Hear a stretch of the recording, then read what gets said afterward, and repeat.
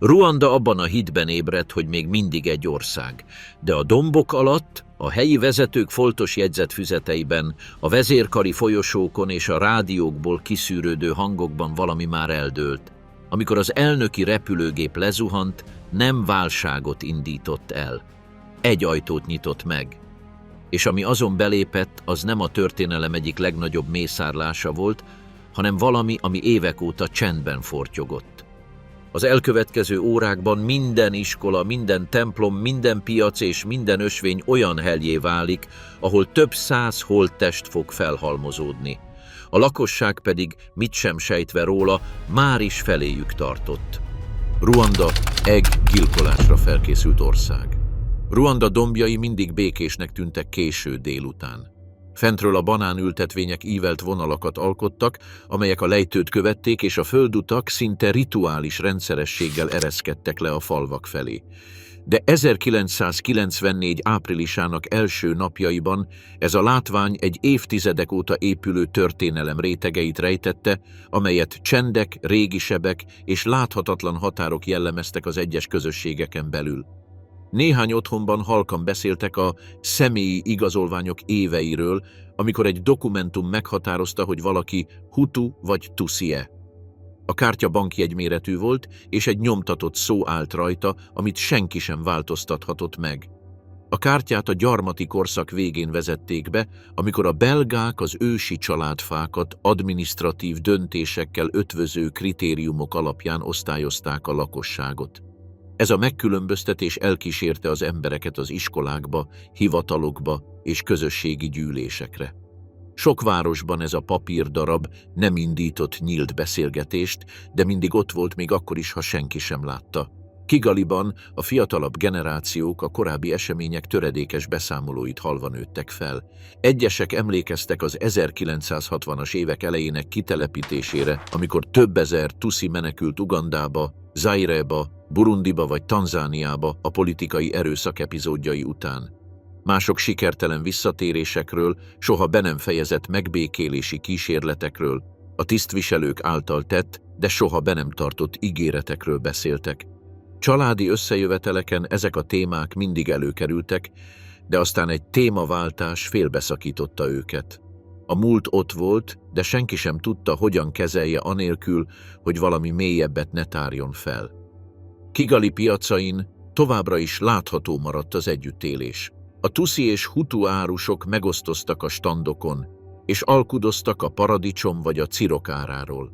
Név szerint ismerték egymást, évekig tartó napi cserebere révén, de e normalitások mögött egy másfajta légkör húzódott meg, amelyet finom bizalmatlanság árnyékolt be.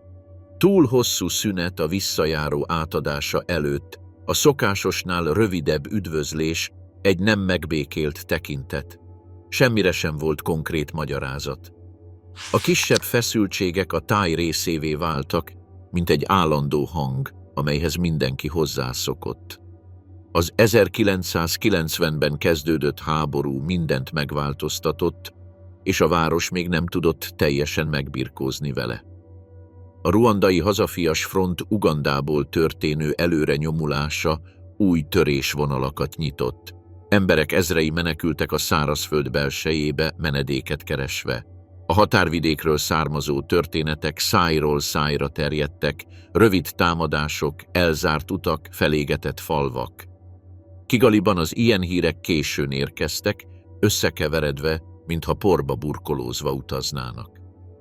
Az egyetlen egyértelmű dolog az volt az érzés, hogy a hutuk és tuszik között elválasztó láthatatlan vonalak megmerevedtek. A politikai légkör megváltozott. Hutu, szélsőséges csoportok tüzes beszédekkel rendeztek gyűléseket, míg a Tutsi küldöttek látszólag végtelen tárgyalásokon vettek részt. Az arusai megállapodás, amelyet mindkét fél integrációjának szándékával írtak alá, megkönnyebbülés és bizalmatlanság keverékét keltette. A dokumentumok egy közös jövőről szóltak, de egyes környékeken kézzel írott nevekkel teli jegyzetfüzetek kezdtek keringeni. Ezek helyi listák voltak, amelyeket a sejtek vezetői állítottak össze. Senki sem mondta, hogy mire valók. Senki sem kérdezte meg. Bizonyos stadionokban és közösségi udvarokon fiatalok gyűltek össze edzésekre, amelyek egyszerű koordinációs gyakorlatoknak tűntek. Vonalak, rövid sprintek, fabotokkal végzett gyakorlatok. Az oktatók rövid parancsokat adtak. A teherautókban érkező dobozokon nem volt látható jelölés. A képzés után a résztvevők szó nélkül tértek haza. Ez egy olyan rutin volt, amely beleolvadt a mindennapi életbe anélkül, hogy különösebb figyelmet keltett volna, bár néhány szomszéd az ablakából olyan nyugtalansággal figyelte ezeket a jeleneteket, amit nem igazán tudtak megmagyarázni. Eközben a Kigaliban élő tuszik beletörődés és óvatosság keverékével hallgatták a pletykákat. Néhányan emlékeztek arra, mi történt Burundiban Melchior Ndadaye elnök 1993-as meggyilkolása után. A hatás mélyreható volt. A beszélgetésekben ez az utalás árnyékként derengett fel. Egy friss példa arra, hogyan törhetnek ki előzetes figyelmeztetés nélkül az etnikai feszültségek. A templomok szívesen fogadták az útmutatást vagy vigaszt kereső embereket, de még ott is hidegebbé vált a légkör. A papok békéről beszéltek, de a gyülekezet tagjai közötti pillantások egészen másról árulkodtak. Az UNAMIR fehér járművekkel járőrözött a városban, amelyek lassan haladtak a motorkerékpárok és kerékpárok között. A kék sisakosok iskolák és laktanyák előtt haladtak el, mozgásokat rögzítettek és kisebb incidenseket jegyeztek fel. Nem találtak egyértelmű jeleket a küszöbön álló összeomlásról, de érezték, hogy valami nincs rendben. A New Yorkba küldött jelentések pontosak és szakszerűek voltak, bár nem ragadták meg az utcákon uralkodó érzést. Egy ország, amely a normalitás és valami olyasmi között ragadt, amit senki sem mert megnevezni. Április 5-én Kigali látszólag megőrizte törékeny nyugalmát. A rádióállomások népszerű zenét sugároztak, politikai kommentárokkal tarkítva, hol gúnyosan, hol agresszívan, az állomástól függően. A házak korán bezártak. A gyerekek kevesebbet játszottak az utcákon. A hegyekben a gazdák az eget nézték, mielőtt eltették szerszámaikat, mintha az esőre való várakozás több lenne, mint pusztán az időjárás kérdése. Úgy tűnt, minden még működik. De a mindennapi gesztusok, egy becsapódott ajtó, egy kurta üdvözlés, egy korábban lekapcsolt villany a szokásosnál egy magyarázatra váró mintát alkottak. Ruanda nehézkesen lélegzett, mintha az előző napok felhalmoztak volna valamit, ami még nem szabadult fel. Egy egész ország tűnt egy olyan felszínen sétálni, amely hamarosan megváltozik, bár senki sem tudta, hogyan vagy mikor. És ebben a néma várakozásban a megválaszolatlan kérdések a táj részévé váltak. 1994. április 6-a. A Falcon 50 lebocsánása. Lassan leszállt az éjszaka Kigali felett. A levegőnek furcsa súlya volt, mintha a hegyekben rekedt nedvesség vékony filmréteget képezett volna minden utca felett. Este 8 óra 20 perckor a Kanombe repülőtér irányító tornyából egy technikus beállította a hangerőt a fejhallgatóján, és egy kelet felől közeledő világítópontot figyelt. Az elnöki Falcon 50 volt az, amely Dar es Salaamból tért vissza, ahol az arusai megállapodás végrehajtását vitatták meg, amely egy törékeny kísérlet volt a hutuk és tuszik egyetlen kormányba való integrálására. A hangárokban néhány katona csendben járkált fel alá.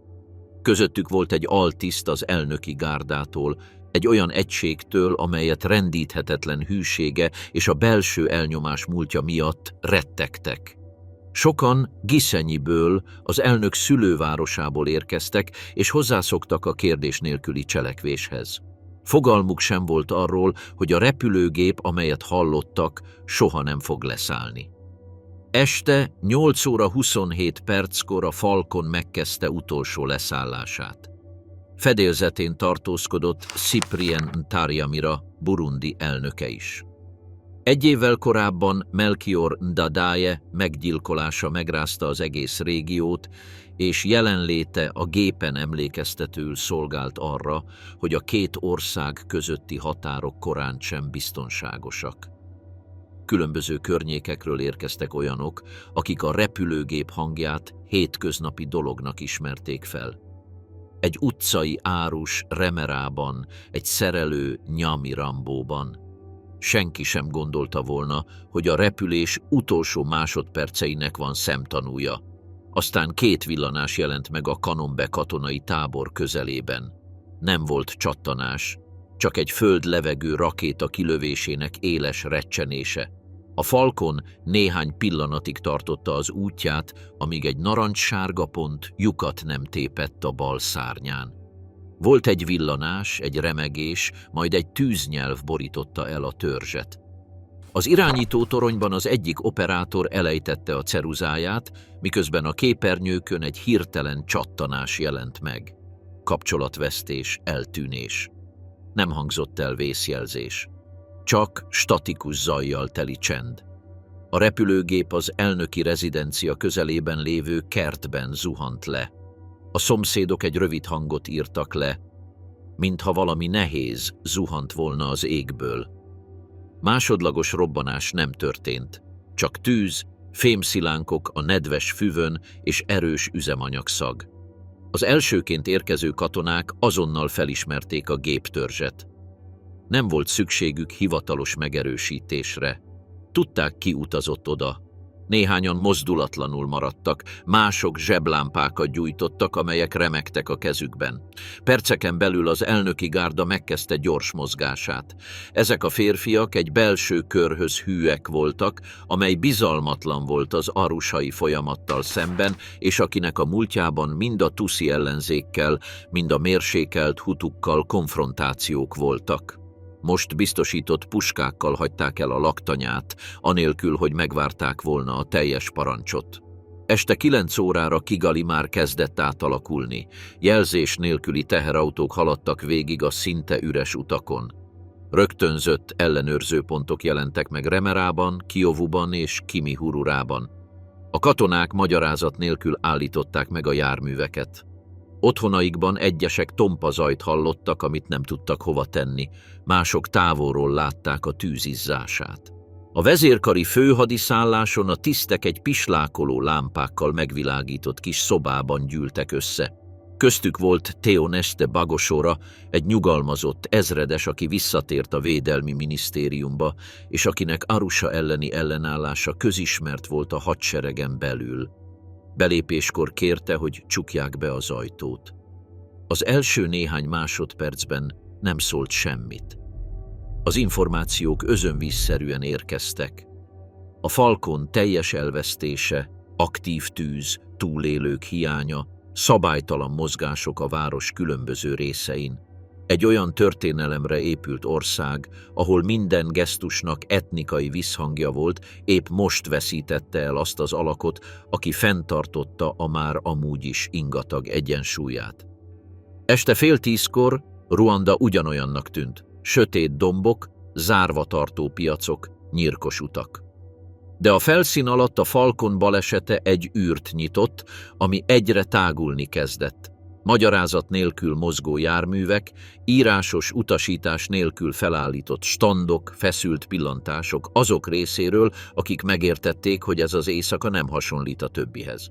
Az éjszaka, amikor a hadsereg a gyilkolást választott. A Falcon fénye még mindig Kigali felett lebegett, amikor az État Major folyosói sietős léptek zajától teltek meg.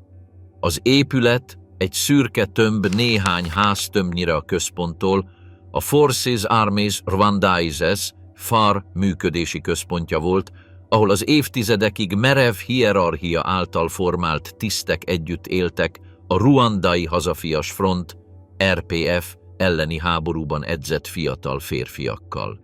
Este 9:15 egy asszisztens becsukta a főterem ajtaját. Az asztalfőn Théoneste Bagosora ült, a Védelmi Minisztérium nyugalmazott ezredese, aki a békefolyamattal szembeni határozott ellenzéséről volt ismert. Jelenléte olyan feszültséget keltett, amely nem igényelt magyarázatot. Azt kérte, hogy ismételjék meg a repülőtérről érkező utolsó üzenetet. A Falcon lezuhant, tűz ütött ki az elnöki övezetben. Senki sem mondta, hogy halál. Erre nem volt szükség. Az asztalon térképek jelezték a stratégiai hozzáférési pontokat és kulcsfontosságú személyiségek otthonait, köztük Agathe Uwilingi-Imana ideiglenes miniszterelnököt, aki nemrégiben az RTLM gyűlöletkampányainak célpontja lett. A jelentések zavartalanul érkeztek, a polgári kormányhivatal megközelíthetetlen volt, a belső rádiók zavartalanul működtek, és különböző környékeken szabálytalan mozgás volt tapasztalható. Kint a katonai motorok zaja egyre hangosabb lett az éjszakai párában. Este 9:40-kor érkeztek az első parancsok. Az elnöki gárdának biztosítania kellett az utakat és a kényes lakóhelyeket. Rettegett egység volt, amelynek múltja volt a törvénytelen műveletekben és a működési autonómiában. Az utcán már a puszta jelenléte is nyugtalanította a lakosokat. A teherautók elszáguldottak. Remerában 2 katona hordókból improvizált egy ellenőrző pontot. Megállítottak egy piacról visszatérő férfit, és ellenőrizték az igazolványát. Elengedték, de a gesztus jelezte, hogy a megszokott rutin megváltozott. Este 10 órakor a vezérkari főhadiszálláson egyre feszültebb lett a hangulat. Bagosora egy begépelt nevekkel teli mappát nézett át. Tisztviselők, polgármesterek, megbízhatatlannak tartott tisztségviselők nevei. Senki sem mondta, mit kellene tennie. Ujjainak néma mozdulata a lista felett elég volt. Egy töredékes üzenet érkezett Kijovutól. Agathe házát azonosítatlan fegyveresek vették körül. A parancsot hozó őrnagy erősítést kért. Nem érkezett válasz. A csend parancsként szolgált. Az eső esni kezdett Kigaliban, tompa ritmusa nyomot hagyott a bádogtetőkön. A katonai járművek mély, visszhangzó hanggal dübörögtek át a városon, ami eltért a szokásos forgalomtól. 2022-40-kor a csendőrség egymásnak ellentmondó parancsokat jelentett. Egyes parancsnokok rutinintézkedéseket kértek, mások visszavonulást rendeltek el. A parancsnoki lánc hivatalos bejelentés nélkül kezdett felbomlani. Kigali láthatatlan rétegekre hullott szét. Az Étamajorban nem volt káosz, hanem inkább egy jéghideg fegyelem, ahol minden döntést titokban hoztak meg. 2-3 órakor a város finom eső, pislákoló fények és jelöletlen ellenőrzőpontok labirintusává változott. Az ablakokból az utcákon átívelő árnyékok elárulták, hogy új rend van életbe lépve, bejelentések nélkül is. A megoldatlan feszültségekre épült ország egy olyan éjszakába lépett, ahol a döntések suttogva hangzottak el, és a mozgalmak magyarázat nélkül újra értelmezték a térképet. Ruanda átlépett egy olyan küszöböt, amelyről a legtöbb lakos még mindig nem tudott. A katonai teherautók fényei voltak az egyetlen látható jele annak, hogy valami visszafordíthatatlan kezdett formát ölteni. A rádiók, amelyek jelzettek, kit kell megölni. Április 7-én reggel 8 órakor Kigali rádiózással ébredt. Nem voltak hivatalos bejelentések a Falkon lezuhanásáról vagy a kora reggeli katonai mozgásokról. Csak zene, rövid megjegyzések és hosszú csendek rendszertelen keveréke hallatszott. Ruandában a rádió minden nap lüktetett, és azon a reggelen ez a lüktetés más ritmusú volt. A legerősebb jelzés az RTLM-től érkezett, amelyet a kormánypárt radikális szárnyához tartozó politikusok és üzletemberek hoztak létre. Legfeltűnőbb alakja, Hassan Geze a mikrofont olyan térré változtatta, ahol a sértések, viccek és pletykák zökkenőmentesen keveredtek. 1993 óta a rádióadó szinte ünneplő lelkesedéssel támadta a Hutu és Tutsi ellenfeleket. Azon a reggelen a hang nem könnyed maradt, de minden szó gondosan megfontoltnak tűnt az ideges közönség számára. A műsorszolgáltatók nem említették Habyarimanát vagy Agathe Uwilingi-Imana miniszterelnököt. Beszivárgott ellenségekről, belső árulókról és megfigyelni kívánt emberekről beszéltek. Ezek nem parancsok voltak, ezek nem bejelentések, ezek célzások voltak. Közszereplők nevei nevetés és dalok közepette jelentek meg, kontextus nélkül. A hatás azonban azonnali volt, aki hallgatta, tudta, hogy ezek az említések soha nem véletlenek voltak. Remerában 3 szerelő abbahagyta a munkát, amikor egy ismert kereskedő vezetéknevét hallották a rádióban. Az egyik motyogott valamit, de nem fejezte be a mondatot. Kimironkóban egy eladó kikapcsolta a rádióját, miután meghallotta a "csináld a munkát" kifejezést, egy olyan mondatot, amely az utóbbi hetekben kezdett ismétlődően nyugtalanító jelentéssel bírni. Senki sem magyarázta el, mit jelent. Mindenki csak találgatott. A közösségi rádióállomások rövid üzeneteket is sugároztak a közösségi oszlopokra szerelt hangszórókból, utasításokat az éberségről, az éjszakai mozgásokról és a környékekbe való bejutás ellenőrzéséről. Ezek aláírás nélküli felvételek voltak. A hang semlegesnek tűnt, de minden egyes kifejezés csapdába esett érzetet keltett. Eközben a hivatalos rádióadó, a Radio Rwanda látszólag megbénult. Technikusai olyan utasításokra vártak, amelyek soha nem érkeztek meg. A műsorok közötti szünetek a szokásosnál hosszabbak voltak. Az információhiány sokkal beszédesebb volt, mint bármilyen beszéd. Kijovuban egy fiatal tuszi férfi megállt egy kioszk előtt, amikor meghallotta, hogy egy szomszéd nevét gúnyosan emlegetik az RTLM rádióban. Nem szólt semmit, vett kenyeret és hazament. Az Információs Minisztérium egyik irodájában egy alkalmazott felvételeket nézett át, bizonytalanul abban, hogy bármelyiket is sugározzák-e. Régi parancsokat kapott egy hivatalos nyilatkozat elkészítésére, de senki sem jött, hogy lediktálja. 10 óra körül a város megtelt rádiók recsegésével, melyek műhelyekből, házakból és piacokról szűrődtek ki. A belőlük érkező hangok nem írták le, mi történt az éjszaka folyamán. Nem adtak közvetlen utasításokat. Csak olyan kifejezéseket ejtettek ki, amelyek megerősítették a belső ellenség gondolatát, és anélkül, hogy ezt mondták volna, rámutattak arra, hogy hová kellene irányítani a figyelmet. Ez a keverék, triviális zene, kegyetlen viccek, elszigetelt tulajdonnevek nem hirdetett semmi konkrétumot, de Kigalit egy utcáról utcára terjedő érzéssel töltötte el, hogy valami hamarosan meghatározásra kerül, hogy bizonyos neveket megjelölnek, hogy minden rádióban elhangzó szó jellé válhat azok számára, akik már a városban mozognak. A hegyi gépezet. Hogyan tolódtak a dombok a templomok felé? Ruandát egy olyan hálózat tartotta fenn, amely soha nem jelent meg hivatalos beszédekben. A cellafőnökök, a közösségi hatóságok, akik minden nevet, minden családot, minden házat ismertek a hegyoldalakon. Olyan személyiségek voltak, akik megelőzték bármelyik minisztériumot, és hatékonyabbak voltak, mint bármelyik rendőri erő. Tudták, kinek vannak rokonai Ugandában, ki érkezett nemrég a környékre, ki a tuszi és ki a kétértelműnek tartott hutu. Foltos jegyzetfüzetei, kézzel írott emberi térképek egy egész kerületet aktiválhattak vagy lefagyaszthattak. Április 7-én reggel ez a hálózat hivatalos parancs nélkül indult be. Hónapok óta kaptak listákat, némelyiket kézzel másolták, másokat borítékokban őriztek otthonukban. A nevek militánsokra, ellenzéki tagokra, tuszi származású családokra, vagy az RTLM adásaiban említett személyekre utaltak.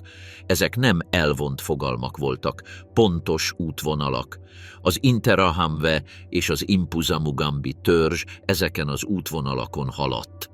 Nem véletlenszerűen cselekedtek, tudták, melyik utcát kell figyelni, melyik kereszteződést kell lezárni, melyik családot kell megfigyelni. Maketéket vittek magukkal, amiket az éjszakai gyűléseken osztottak szét, faragott bunkókat és fegyverraktáraikból eltérített puskákat. 3-4 fős csoportokban haladtak előre, azzal a megszokottsággal, mint akik a saját területükön járnak. Ez a nyomás azonnali mozgalmat indított el, a templomokba való vándorlást. Nem volt kaotikus. Ez egy félelem és az ország szerkezete által vezérelt áramlás volt.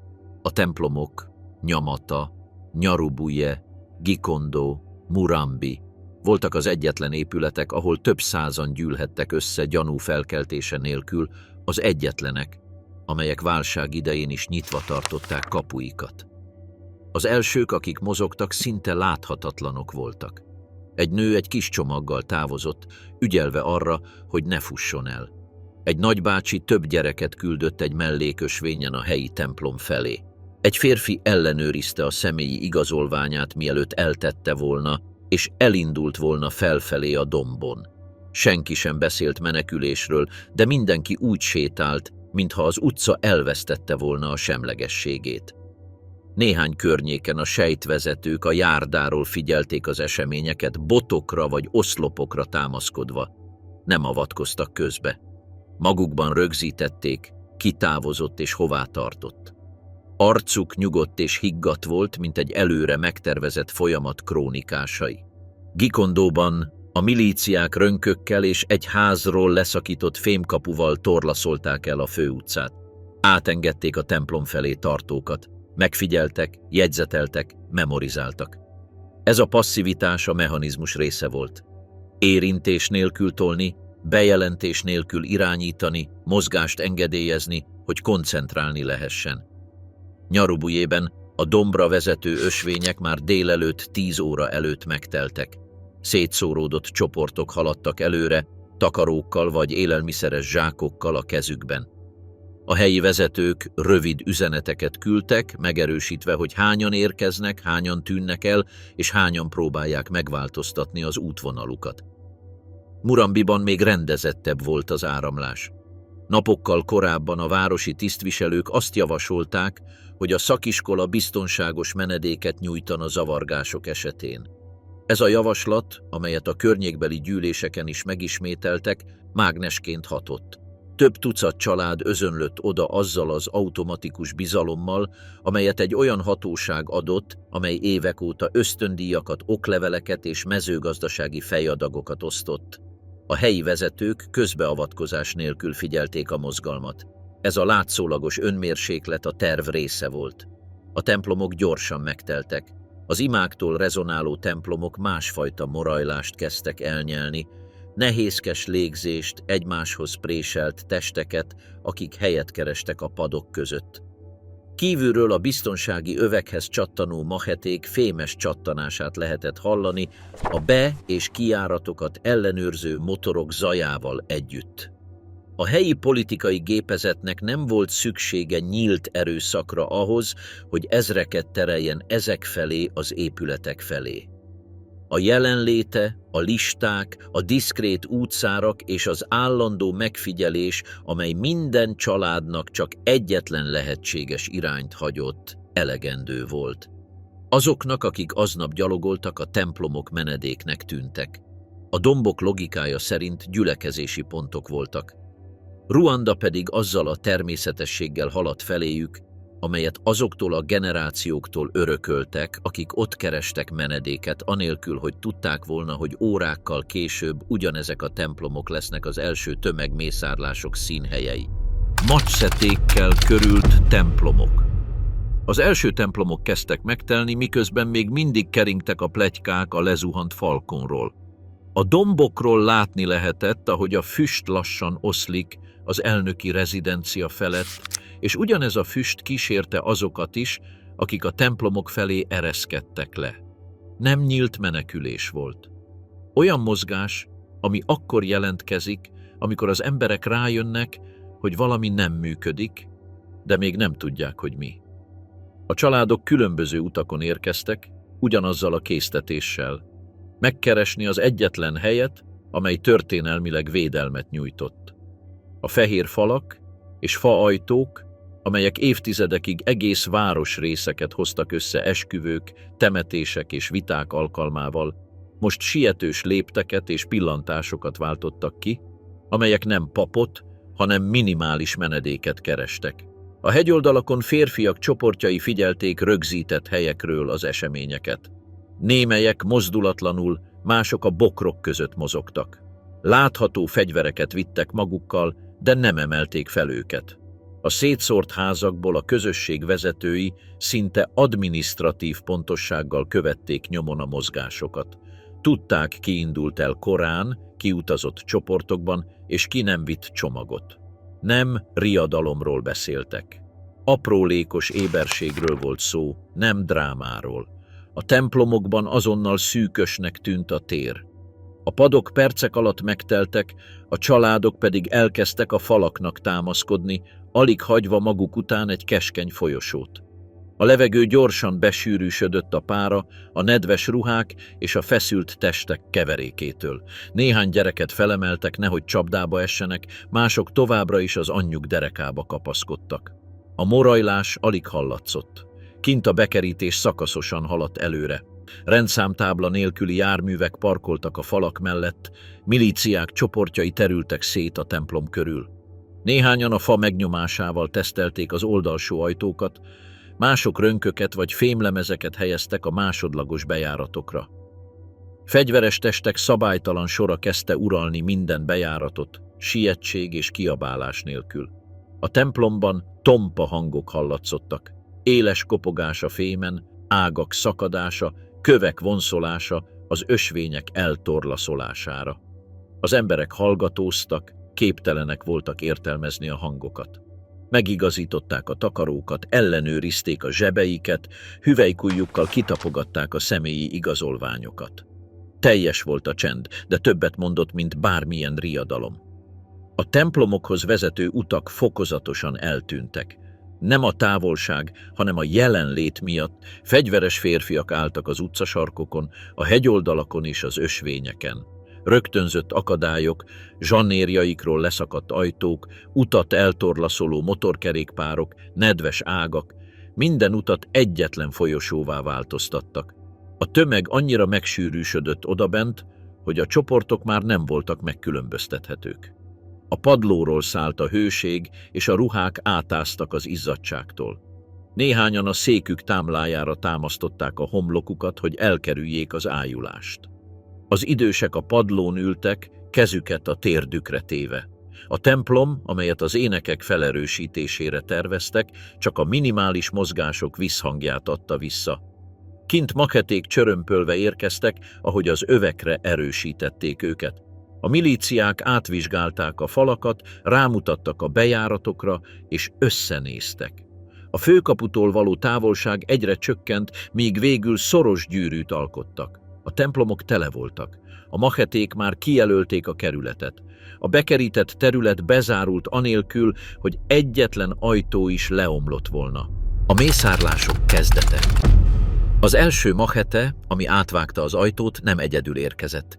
Mögötte felfegyverzett testek sűrű áradata hömpölygött, félrelökve a kidőlt fát, mint egy darab szemetet az úton.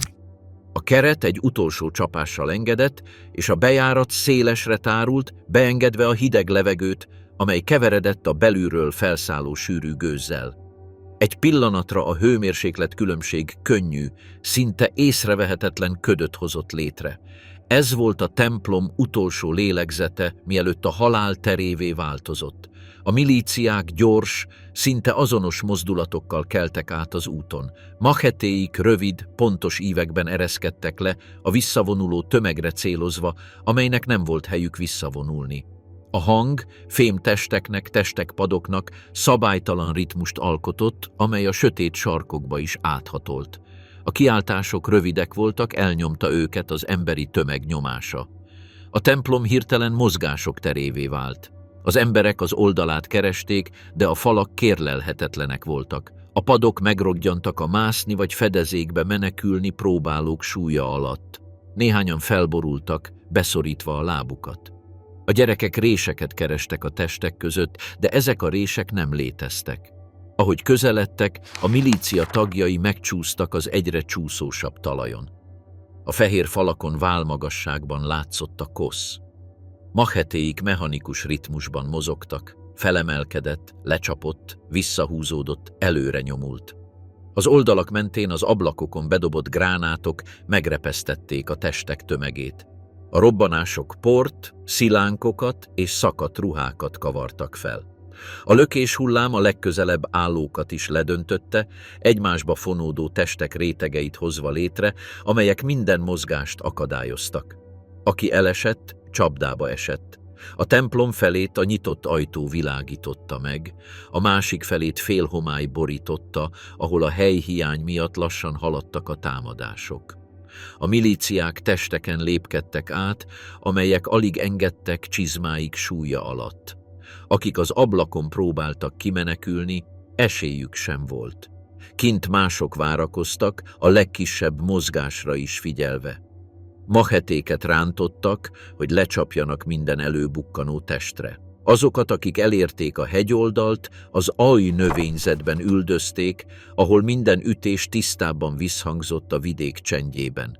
Bent a levegő belélegezhetetlenné vált. A por és a nedvesség keveréke sűrű anyagként töltötte be a tüdőt. A legzsúfoltabb részlegekben az emberek már azelőtt elájultak az oxigén hiánytól, hogy a machete elérte volna őket. A gyilkolás hullámokban haladt előre. Az egyik csoport visszavonult, hogy átszervezze magát, míg a másik átvette a helyét. Nem látszott fáradtság. Kint a közösség vezetői úgy figyelték a folyamatot, mintha mezőgazdasági munkákat felügyelnének. Közbeavatkozás, sietség, félrenézés nélkül.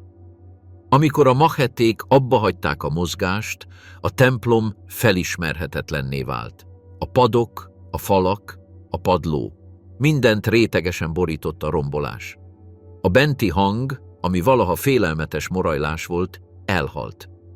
Ami megmaradt, az egy megfagyott tájjá változott épület volt. A dombok pedig, amelyek generációkon át tanúi voltak lakóik mindennapjainak, most mozdulatlannak tűntek, mintha részei lettek volna annak a mechanizmusnak, amely felfalta azokat, akik menedéket kerestek bennük. A használhatatlan kék sisakok.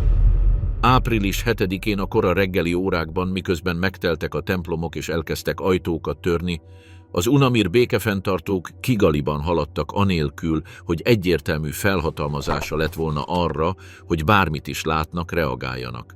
Fehér járműveik lassan haladtak át a széttöredezett utcákon, kerülgették az ideiglenes barikádokat, és olyan területeken haladtak át, ahol a fegyveresek már korábban is ellenőrizték a hozzáférést.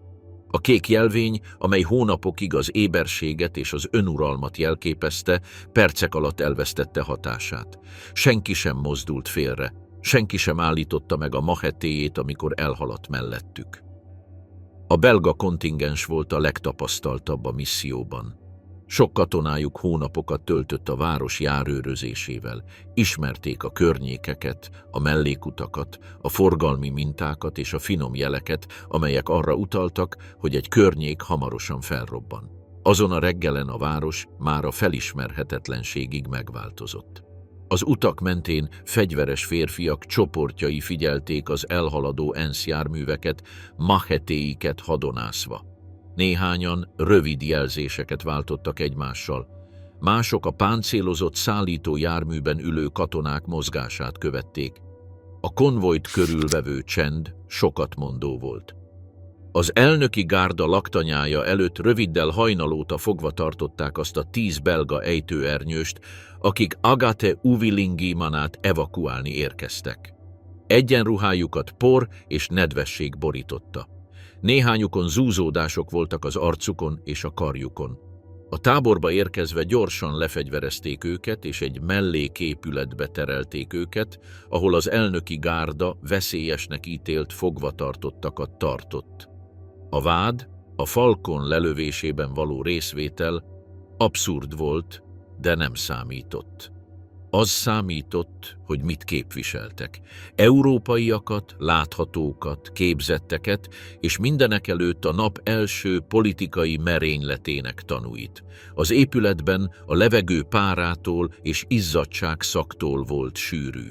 A falak elnyelték az ismétlődő, szabálytalan kopogások hangját. A belgák a falnak dőlve álltak, kezüket a fejükre tették, vagy a térdükre tették. Néhányan ziháltak, mások a padlóra szegezték a szemüket. Az elnöki gárda előttük menetelt, rövid mozdulatokat végezve, szíjakat igazított, tárakat ellenőriztek, minden ütés előtt áthelyezték a testsúlyukat. Az erőszaknak nem volt állandó ritmusa, kumulatív, progresszív volt, kitörésekből állt. Kigali különböző részein más békefenntartó csoportokra is vonatkozott az ENSZ mandátuma. Nem indíthattak közvetlen támadásokat.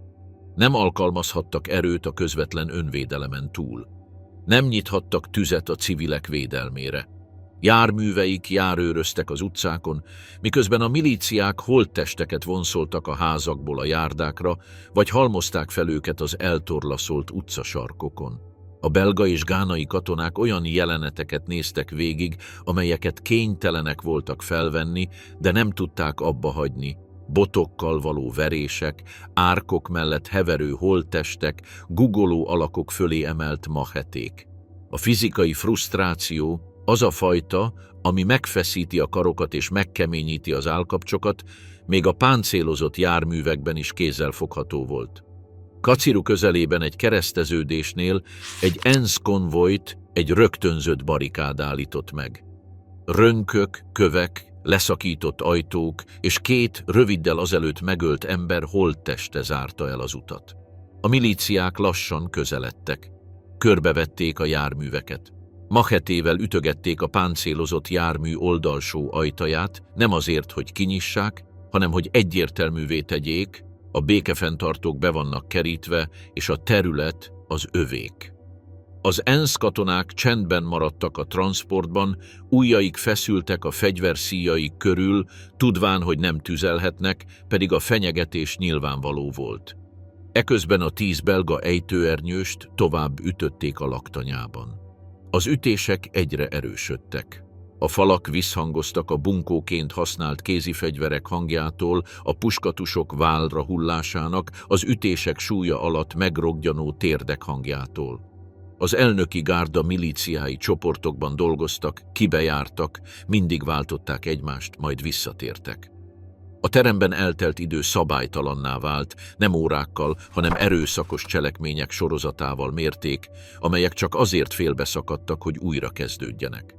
Délelőtt közepére az UNAMIR-ra nehezedő nyomás minden egyes, a misszió központjába eljutó jelentéssel fokozódott. A tisztek a város különböző részeiről kaptak szétszórt hívásokat, templomok elleni támadásokról, utcákon heverő holttestekről, mérsékelt tisztviselők eltűnéséről, az elnöki gárda látszólag mindenféle koordináció nélkül mozgó járőrözéséről. De a mandátum változatlan maradt. Megfigyelés, dokumentálás, közvetítés. Semmilyen parancs nem jogosított fel tűznyitásra. Egyik sem engedélyezte a civilek erőszakos megmentését. Egyik sem nyújtott hatékony védelmet maguknak a katonáknak. Az elnöki gárda laktanyájában az erőszak visszafordíthatatlanná vált. A gárda bezárta az épület ajtaját és bedeszkázta az ablakokat. Az ütések hangja elhalt. Elcsendesedett, mint egy gép, amely befejezi a feladatát és leáll. Amikor a holttestek abbahagyták a mozgást, néhány másodpercre csend telepedett a szobára. Ezután egy csoport milícia vonszolta ki a holttesteket, és az udvar egy nyílt részén hagyta őket, ahol gondatlanul sorakoztatták fel őket. Órákkal később Monsignor Van Grass, katonai lelkész érkezett a helyszínre. A holttesteket felismerhetetlennek találta, némelyikükön még mindig megkötözve, és mindegyiken egyértelműen látszottak a hosszantartó kínzás nyomai. A mészárlás híre úgy terjedt el a belga kontingensben, mint egy fizikai csapás. A katonák, némelyik könnyeivel küszködve, mások ököllel a falat verve, tudták, hogy 10 férfi halála megváltoztatja a misszió sorsát. És így is lett. Belgium elrendelte összes csapata kivonását. Napokon belül az UNAMIR minimálisra csökkent, és szimbolikus erővé vált, amely képtelen bármit is megállítani. Kigali tovább égett, a békefenntartók csendben járőröztek, a város pedig tovább ölt a szemük láttára, mintha az ENSZ jelenléte csupán egy súlytalan árnyék lenne. Amikor a közös helyek vágó hidakká váltak. A reggel látszólag kiszámított ritmusban telt. Kigalit körülvevő utcák megteltek nyüzsgéssel. Üzeneteket szállító motorkerékpárok, milíciákkal megrakott teherautók, kerékpárok, amelyekkel olyan szerszámokat szállítottak, amelyeket órákkal korábban még fűnyírásra vagy kerítésépítésre használtak. A várost körülvevő minden egyes dombról kisebb fegyveres csoportok özönlöttek a közösségi központok felé, mintha egy csendes, de tökéletesen értett hívásra válaszolnának. Nem volt rendetlenség. Volt egy módszer. Az iskolák estek el először. Sok helyen az igazgató, remegve, zavartan, képtelen felfogni a történtek valódi nagyságát, hajnalban nyitotta ki az ajtókat, abban a hitben, hogy menedéket találnak. Délelőtt közepére ezek az udvarok megteltek emberekkel, akik hátizsákokat, takarókat, ruhássákokat szorongattak, bármit, amit csak el tudtak vinni futás közben. A falakhoz halmozott íróasztalok rögtönzött akadályokat alkottak, de semmit sem állítottak meg. Amikor a milíciák átlépték a kaput, az épület szerkezete egy templomhoz hasonlóan viselkedett. Egy tölcsérhez, ahol a tömeg a falakhoz préselődött. Macheték haladtak előre a felborult íróasztalok, a foltos táblák és a padlón heverő nyitott jegyzetfüzetek között. A gyilkolás csendes volt, csak az éles ütések és a keskeny folyosókon való rövid futás törte meg. A stadionoknak más volt a ritmusuk. Nem zárt terek voltak. A levegő keringett, a fény akadálytalanul esett, a lelátók lehetővé tették az emberek szétszóródását. De ez a szétszórtság nem tartott sokáig. A milíciák körülvették a területet, mielőtt beléptek volna. A kijáratoknál helyezkedtek el, a töltések lejtőin foglaltak állást, és a főbejáratoktól egy vonalban haladtak előre. Felülről a stadion egy tető nélküli csapdára hasonlított. Az emberek a pályára özönlöttek, némelyek megpróbáltak felmászni a lelátókra, mások az oldalak mentén kerestek árnyékot. A támadások egyszerre több irányból érkeztek. A stadion visszhangja a csapásokat folyamatos, mély morajlássá változtatta, amely átterjedt a betonfalakon. Nem volt hová bújni. A lelátók arra kényszerítettek, hogy fel vagy lemenj, de minden lépcsőfok akadályt jelentett, ami megállította a lábad. Sokan elestek ott, még félúton sem. A községi hivatalokban a jelenet minimális variációkkal megismétlődött. Kis épületek voltak tárgyalókkal, fémasztalokkal és hivatalos dokumentumokkal teli iratszekrényekkel. Néhányan azért mentek oda, mert azt hitték, hogy mivel közigazgatási központok, jelen lesz a rendőrség vagy a csendőrség. Ennek az ellenkezőjét tapasztalták. Ugyanazok az önkormányzati tisztviselők mutattak rá, hogy kit kell elkülöníteni a csoporttól és kit kell hátrahagyni. Az a hely, ahol évekig bizonyítványokat, engedélyeket és dokumentumokat állítottak ki, gyorsan szelekciós ponttá vált. Hivatalos dokumentumokat téptek le a falakról, a padlóra dobtak, és kisebb mágiák tüzelőanyagaként használták őket, ahol listákat, személyi igazolványokat és személyes akták égettek.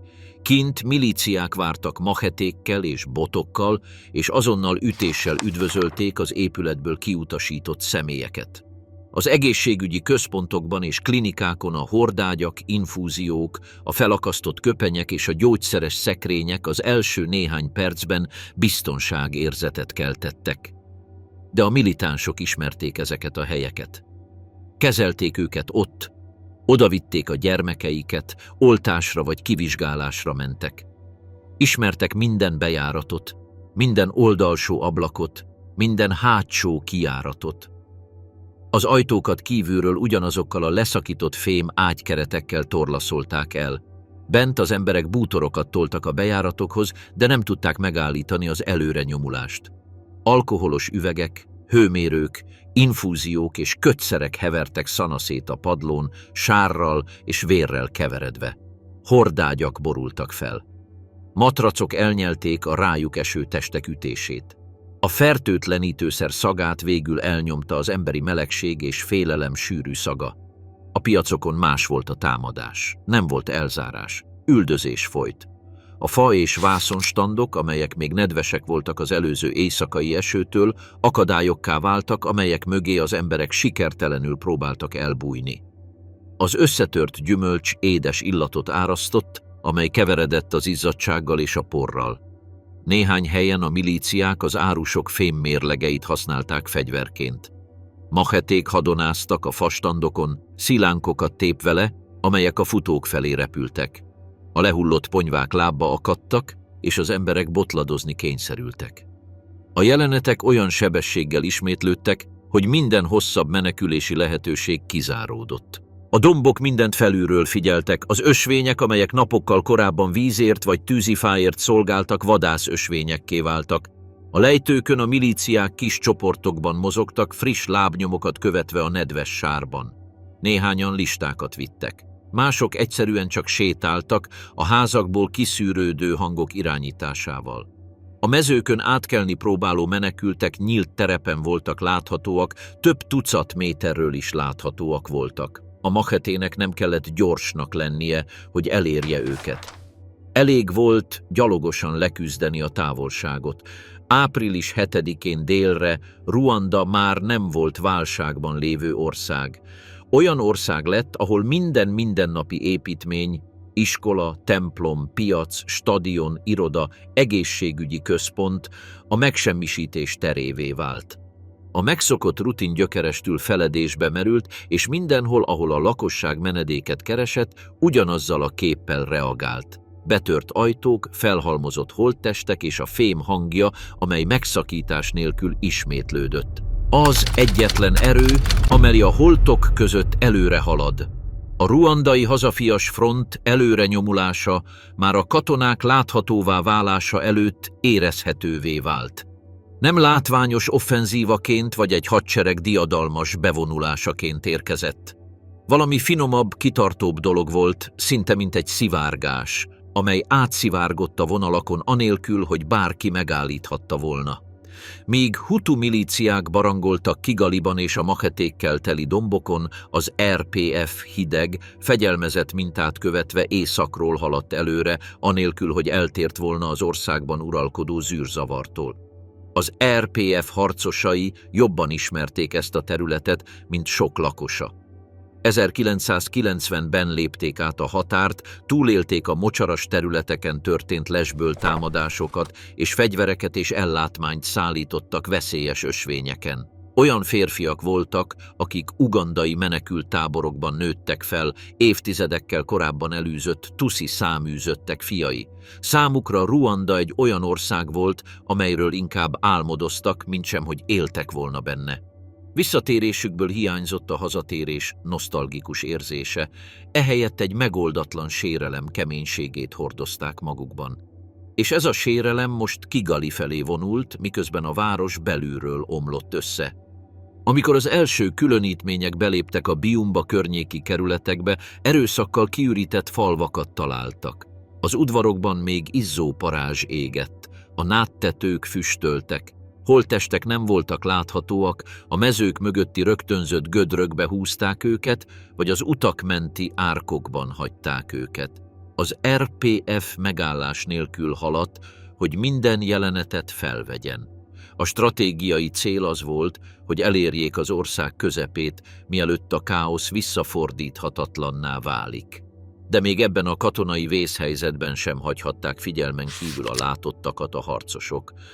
Minden elhagyatott ház, minden betört, lógó ajtó, minden hirtelen beállt csend a fák között arról árulkodott, hogy valami szörnyűség történik olyan mértékben, amilyet még a legedzettebb veteránok sem láttak előre.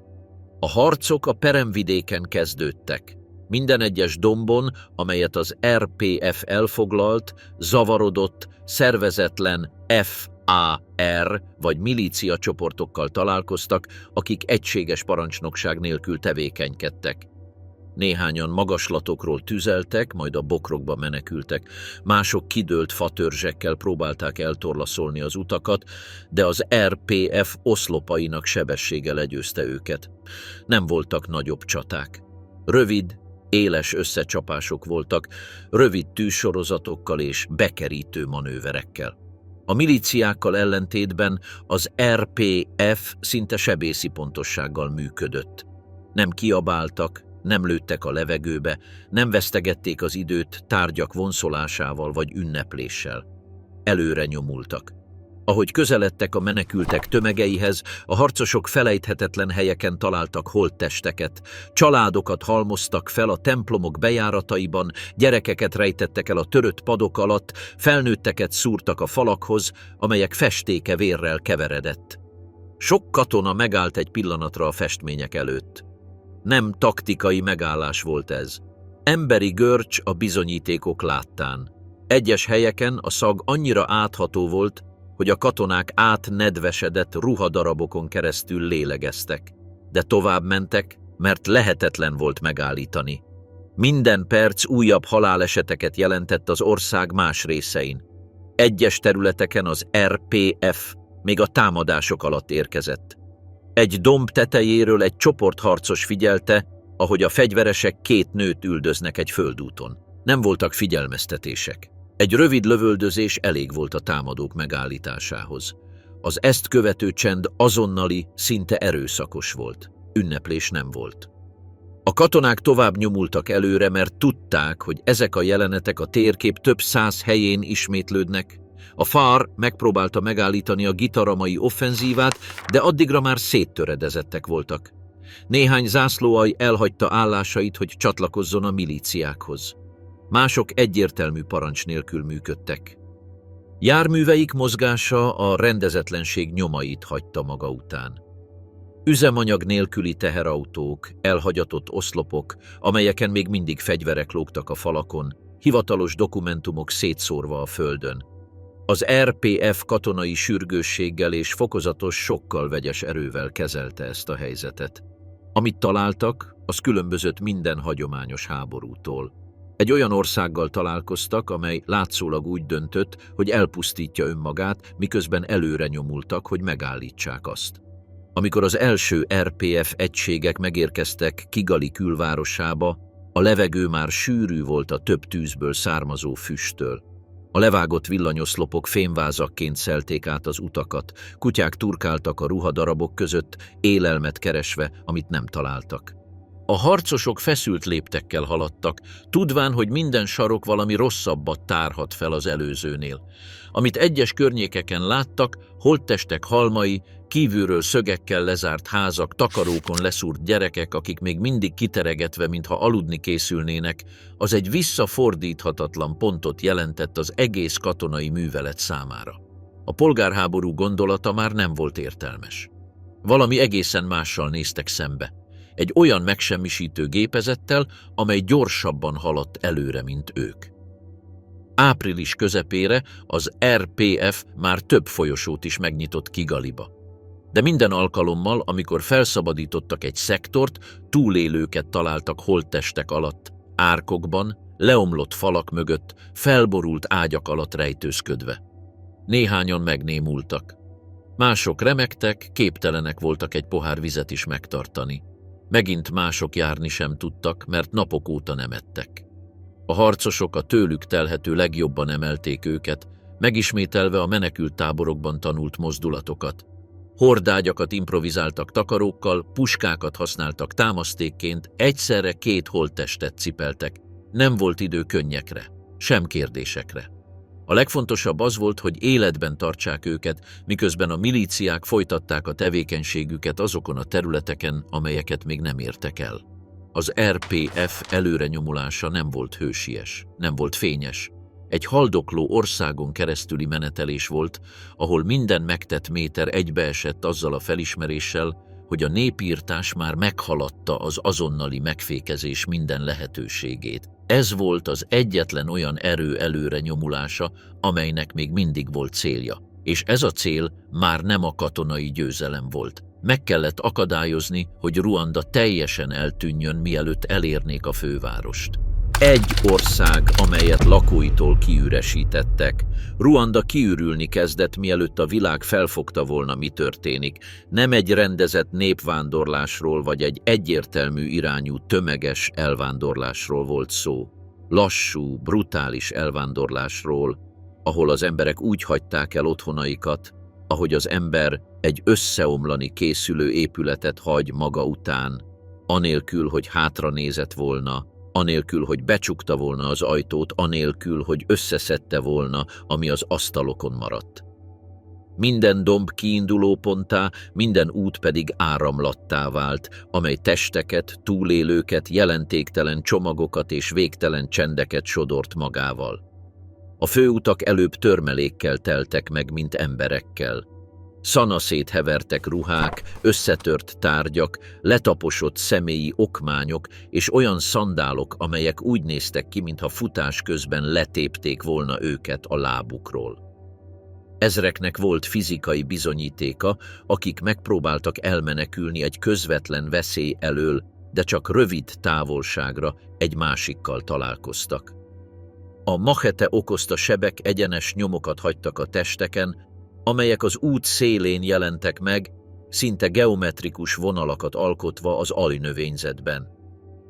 Egyes szakaszokon annyi holttest volt, hogy a túlélőknek közöttük egyensúlyozva kellett előre haladniuk, ügyelve arra, hogy ne csússzanak el a megszáradt véren, ami a felszínt instabilá tette. Ahogy teltek a napok, az ösvények csatornákra kezdtek hasonlítani, ahol por, félelem és a rothadás csípős szaga keveredett. A dögevő állatok nyugtalanító ismerősséggel mozogtak a bokrok között, mintha megtanulták volna megkülönböztetni, melyik test lélegzik még és melyik nem. Bizonyos területeken a növényzet halvány szürkére színeződött a közeli dombok leégett házakból hulló hamu mennyisége miatt. Az előre nyomuló RPF néha olyan ösvényekre bukkant, ahol a fákat beborította ez a por, mintha a szél egész életek darabkáit sodorta volna lángba. A megszökni sikerült családok inkább árnyékoknak tűntek, mint embereknek. Összegörnyedve sétáltak és cipelték azt a keveset, amit menekülés előtt sikerült elkapniuk. Egy tálat, egy takarót, egy üres üveget. Néhányuknak semmije sem volt. Kirohantak, amikor valaki dörömbölt az ajtón, amikor nevet hallottak kintről, amikor fegyveres csoportokat láttak lefelé jönni a legközelebbi domboldalon. Sok esetben túlélők voltak, akik órákkal korábban látták meghalni gyermekeiket, szüleiket vagy szomszédaikat. Teste előre mozdult, de tekintete egy már nem létező pontra szegeződött. Ez a mozgás csendes, önkéntelen folyosókká változtatta az utakat, ahol a kétségbeesés egy újabb tájképként gyűlt össze. A fő kereszteződésekben még sivárabb volt a látvány. Felborult biciklik törött rakománnyal, elhagyott bevásárlókocsik és a portól fakuló ruhákba csavart csecsemők hevertek. A milíciák elzártak bizonyos utakat, így csak két alternatíva maradt. Visszavonulni azokra a területekre, ahol a mészárlások folytatódtak, vagy előre nyomulni olyan régiókba, ahol senki sem maradt. Az emberek a második lehetőséget választották nem reményből, hanem puszta tehetetlenségből.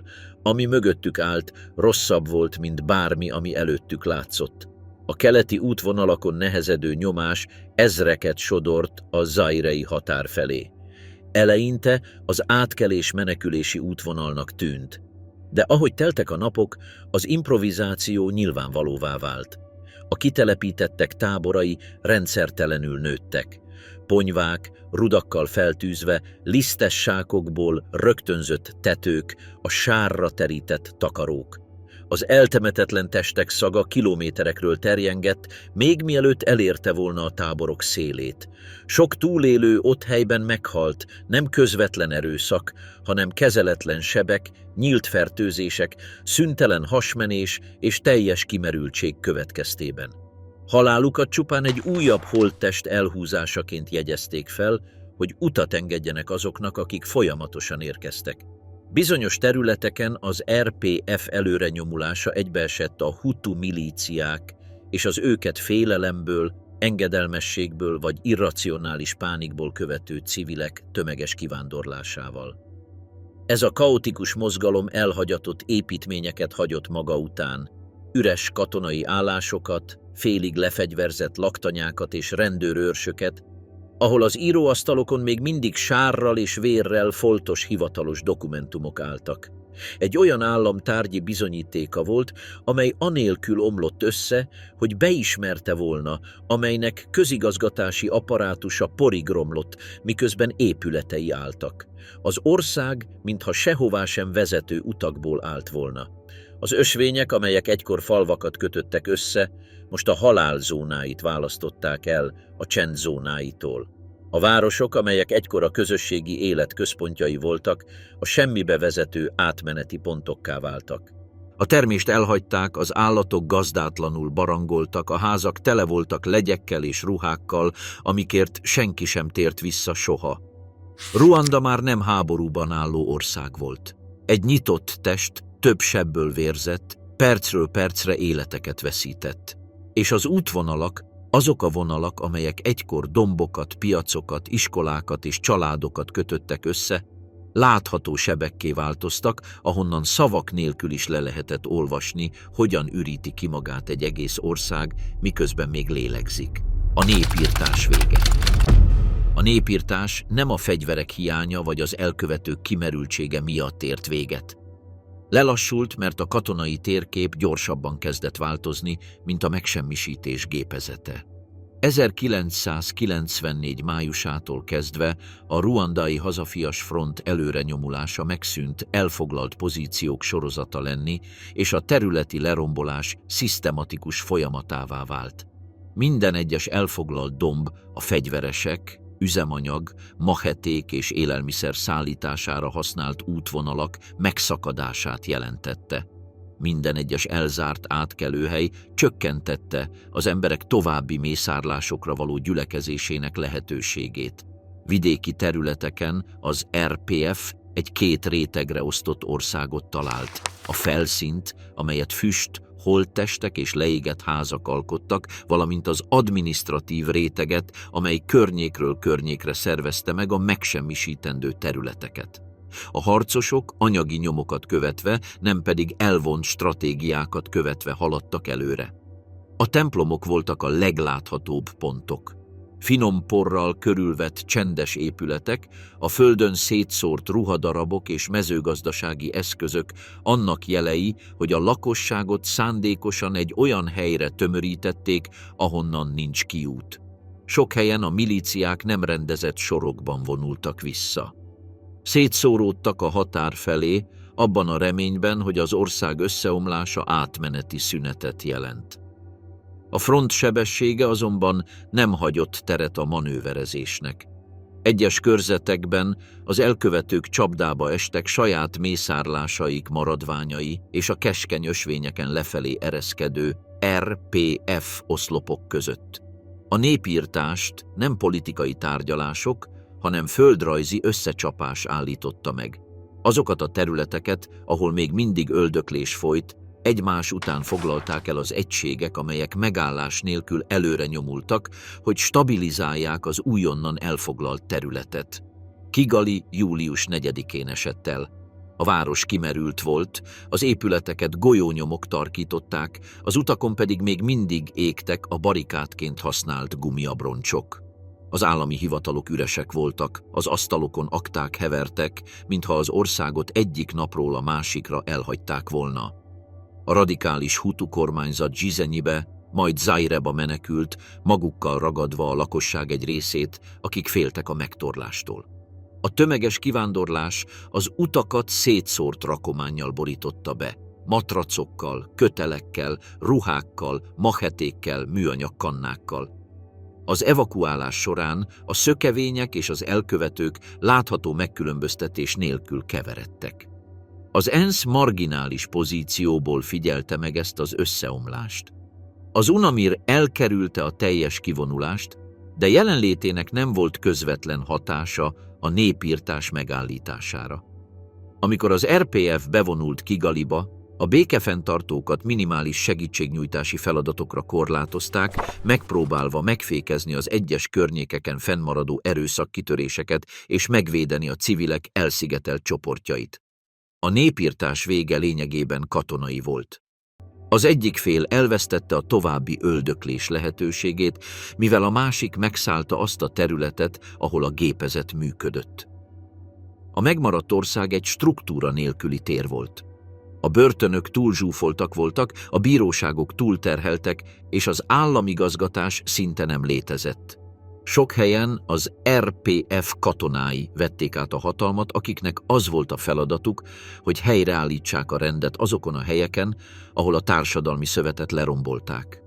Olyan városokba botlottak, ahol nem voltak rendőrök, tanárok, polgármesterek.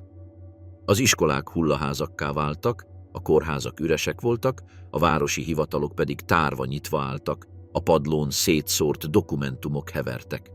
A következő hónapokban Ruanda két egyidejű és ellentmondásos mozgalommal nézett szembe. Az országon belül Emberek milliói próbálták újjáépíteni a minimális megszokott életüket. Az országon kívül több százezer menekült kelt át Zairebe, Tanzániába és Burundiba, akik közül sokan közvetlenül felelősek a mészárlásokért. Ez a tömeges elvándorlás feszültséggel teli zónákká alakította a határokat, ahol a régi Hutu rezsim romjait táborokká szervezték át, ahol a rémült civilek keveredtek a befolyásukat visszaszerezni próbáló népirtó vezetőkkel. A belső újjáépítés ezen átfedő rétegek között kezdődött. Az új kormány helyi bizottságokat hozott létre a tömegsírok nyilvántartásba vételére, a maradványok azonosítására és olyan helyek biztosítására, ahová a túlélők támadás nélkül visszatérhettek. Szinte lehetetlen feladat volt. Egyes falvakban egy család egyetlen túlélője csupán néhány méterre lakott attól a férfitól, aki részt vett a mészárlásokban. Nem volt más választás. Az ország kénytelen volt együtt élni azokkal, akik dombjait a kiirtás helyévé változtatták. Az igazságszolgáltatás összeomlásának kezelésére Ruanda egy példátlan rendszert hozott létre, a Gacaca bíróságokat.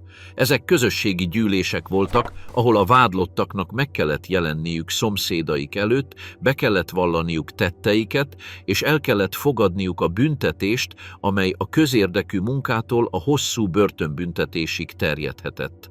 Nem volt tökéletes vagy tiszta mechanizmus. Ez volt az egyetlen módja annak, hogy jogi formát öltsenek a több tízezer ember által egyszerre elkövetett erőszakos cselekmények. Eközben Kigali átalakulásnak indult. Az infrastruktúra újjáépítése gyors ütemben haladt, amit az a szükséglet vezérelt, hogy az összeomlás fizikai nyomait is eltöröljék anélkül, hogy az emlékét eltörölnék. Emlékművek emelkedtek ott, ahol egykor mészárlások történtek. Kormányzati épületeket emeltek azokon az alapokon, ahol tömegsírokat fedeztek fel. Az iskolák újra megnyíltak, bár az első néhány évben a hiányzások olyan feltűnőek voltak, mint az elfoglalt padok. A népirtás vége nem hozott azonnali enyhülést. Kényszerített stabilizációt eredményezett. Egy egész ország azok kezében maradt, akiknek előrenyomulással sikerült megállítaniuk a halált. Ruanda újra lélegzeni kezdett, de más ritmusban, melyet egy kitörölhetetlen emlék és egy olyan jelen jellemzett, amelyet anélkül kellett fenntartani, hogy bármilyen repedés újra megnyílhatna. Ma az ország a növekedés, a politikai stabilitás és a technológiai fejlődés statisztikáival büszkélkedhet, amelyek szöges ellentétben állnak a közelmúlt történelmével. Kigali a kontinens egyik legrendezettebb fővárosa, és az állam olyan intézményi apparátust épített ki, amely szorosan figyelemmel kíséri az etnikai megosztottság minden jelét. De e felszín alatt, tiszta, rendezett, modern, ott van egy emlék, ami bele van vésődve a topográfiába. Dombok, ahol egykor tömegsírok voltak, emlékművekké alakított templomok, közösségek, amelyek együtt élnek, keverve a túlélést, a csendet és a megbékélés egy formáját, ami nem pihen. A népirtás akkor ért véget, amikor a katonai front elérte az ország közepét.